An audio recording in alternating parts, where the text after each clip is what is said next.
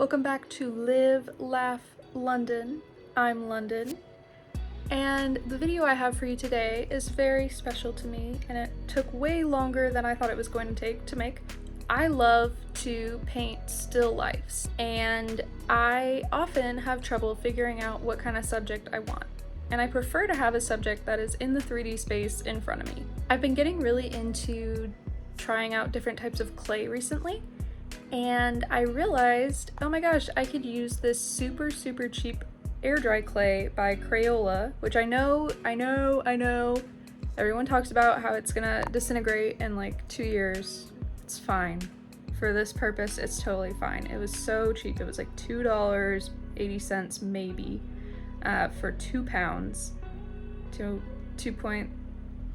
I don't remember how much exactly, but it was super cheap for the amount of clay that I got.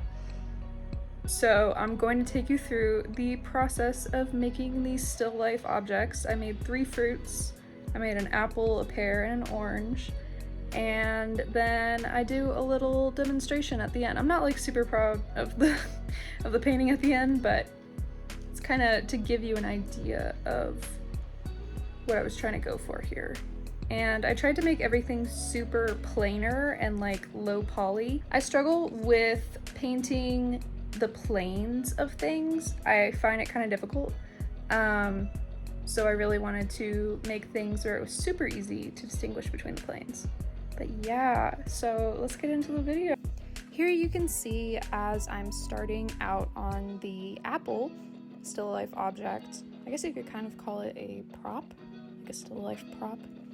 Anyway, I just kind of worked with the clay a little bit. It's super easy to work with. And then I started kind of patting it like that to give it more of a planar appearance.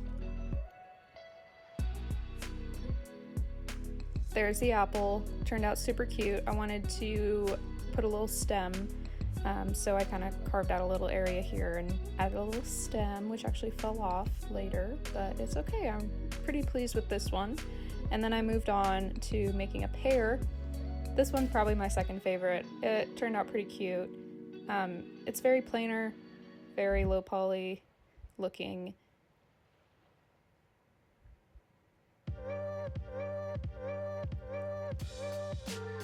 I also added a stem to this one, and thankfully it did not fall off this time. Super pleased with this, turned out super cute. Here I'm working on the orange. I honestly didn't put as much effort into this one. And that's it. There it is. It looks kind of funky, but hey, what can you do? So here's the final results. Okay, so this is where things started to kind of fall apart. I did not know, I've never used this clay before, and so I wasn't really sure how I was supposed to prime it or really how I was going to paint it at all. And I ended up painting it multiple times, and I peeled off the paint multiple times because it was just like peeling off so easily. I'm going to disappear and let you watch this speed paint. I'm using the Holbein gouache, not the acrylic gouache, not the acrylic gouache. I can never remember what this one's called, but it's the one that reactivates forever. It's more like a thick watercolor, but anyway, enjoy.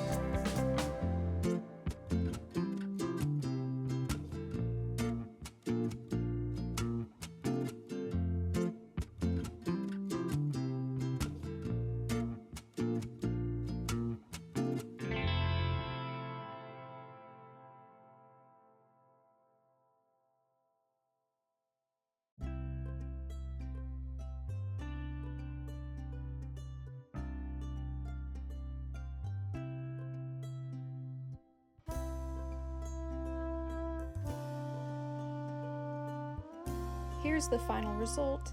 Like I said earlier, I'm not like super pleased with this one. I kind of ended up taking more of like an abstract approach to it, but you can kind of see what I'm getting at with the different planes.